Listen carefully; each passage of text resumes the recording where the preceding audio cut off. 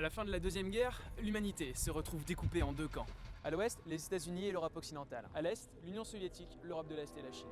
La perte d'un ennemi commun a révélé les tensions et les divergences politiques, sociales et culturelles des deux blocs. À ce moment, les États-Unis ont déjà prouvé l'efficacité de l'arme atomique et l'URSS, pour établir son hégémonie, cherchera aussitôt à se doter de cette technologie. La proximité de l'Allemagne avec l'Union soviétique a d'abord encouragé les Russes à exploiter les connaissances et les savoir-faire des ingénieurs allemands qui avaient déjà activement travaillé à la mise au point de telles technologies.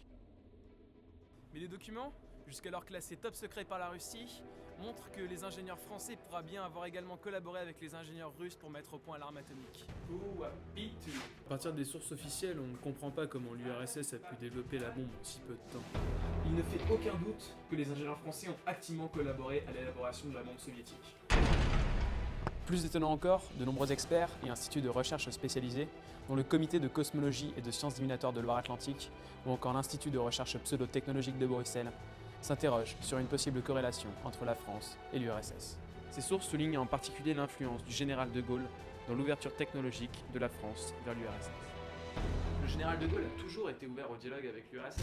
On a toujours su qu'il existait des accords techniques et scientifiques entre la France et l'URSS, c'est pas une découverte.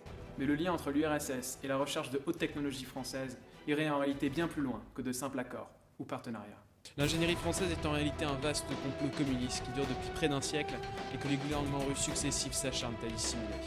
Les événements récents sont sur le point de révéler le complot, alors que l'étau se resserre sur Moscou. Comment l'URSS a pu s'approprier les instituts de recherche françaises? Comment un complot de cette envergure a pu rester secret près d'un siècle? Et surtout, pourquoi? Pour en savoir plus, l'équipe de Split Mag a enquêté et va vous révéler les secrets dans Supélec, le secret communiste. Préparez-vous à rentrer à vos risques et périls dans le monde obscur et macabre de l'ingénierie française.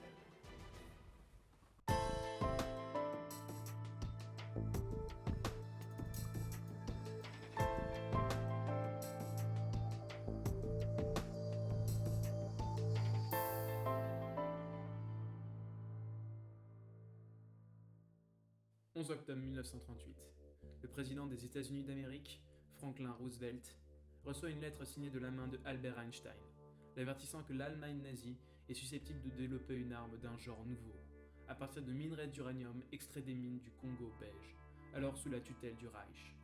Le projet Manhattan est né et donnera naissance, presque 8 ans plus tard, en août 1945, à la première arme atomique de l'histoire.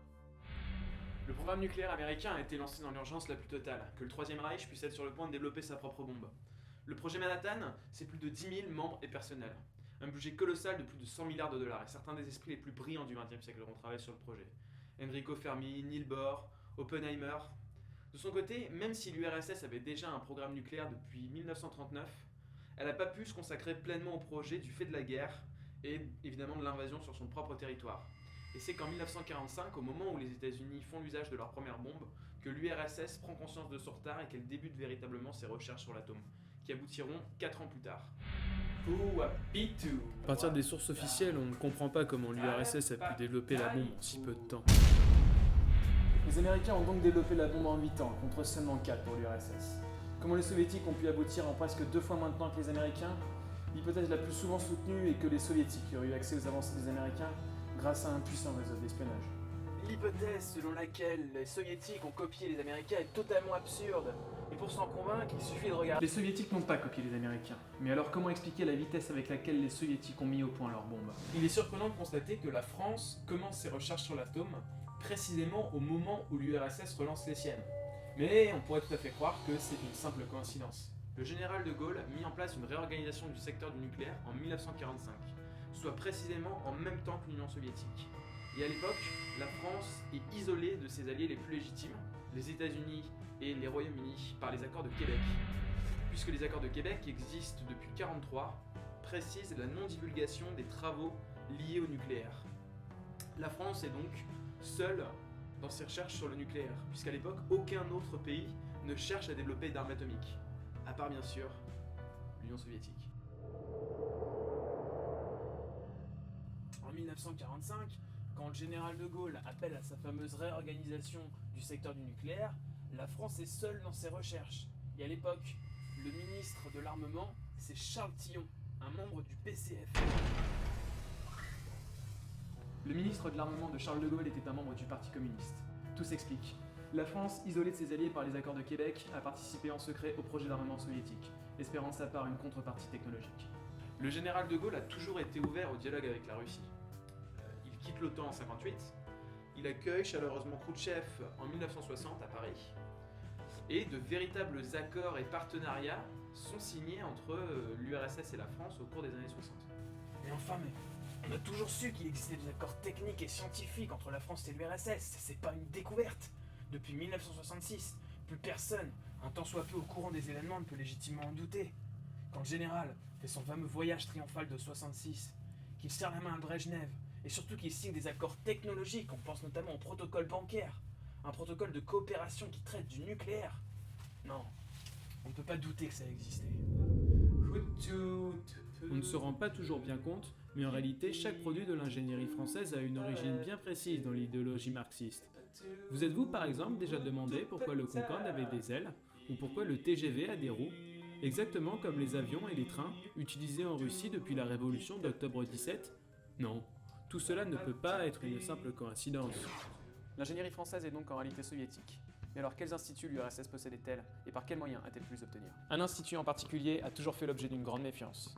Supélec. Cette école était à l'origine située dans la commune de Malakoff, qui comme par hasard a longtemps été sous le contrôle de l'armée impériale prussienne. Même le nom de la ville est d'origine russe. C'est le nom de la tour du centre-ville, qui est une reproduction de la tour de Sébastopol en Ukraine, que le tsar russe avait fait bâtir pour faire face à d'éventuelles attaques des Britanniques. Il est également troublant de constater la forte concentration de bouteilles de vodka dans les locaux des élèves de Supélec. Même le logo de la fameuse école dissimule en réalité le célèbre satellite Spoutnik, fleuron de l'ingénierie soviétique. Le ministre de la production industrielle du deuxième gouvernement de Charles de Gaulle, Marcel Paul, était également un membre du PCF et il a exercé en tant qu'électricien à la société de transport en commun de la région parisienne. Et il a vécu en Bretagne où se trouve l'un des principaux centres du groupuscule communiste Supélec. Avec tous ces éléments, on ne peut presque plus douter du rôle central que Marcel Paul a pu jouer dans l'influence communiste de Supélec. Les preuves sont édifiantes. Malgré tout, il demeure encore à ce jour un point inexpliqué.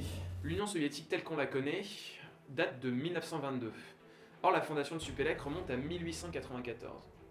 Comment Marcel Paul, qui à l'époque n'avait donc que 6 ans, a pu créer un institut dédié au pouvoir communiste avant même que l'Union des régimes socialistes n'existe ? Comment a-t-il pu prévoir un événement que personne ne soupçonnait avec presque 30 ans d'avance ?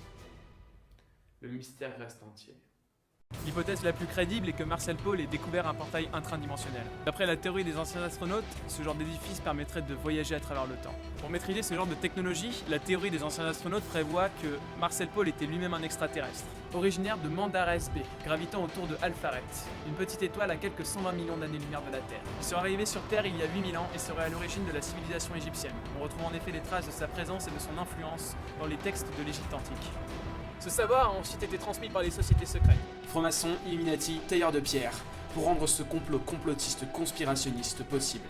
La tâche sur le front de Gorbatchev, la présence de cet étrange individu lors d'une réunion du PCR, ou encore ses propos étranges tenus par Khrouchtchev. Tout est désormais parfaitement expliqué et de façon incontestable.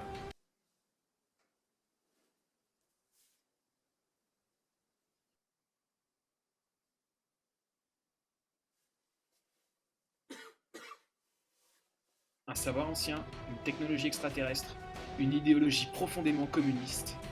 L'ingénierie cache bien des mystères, mais impénétrables.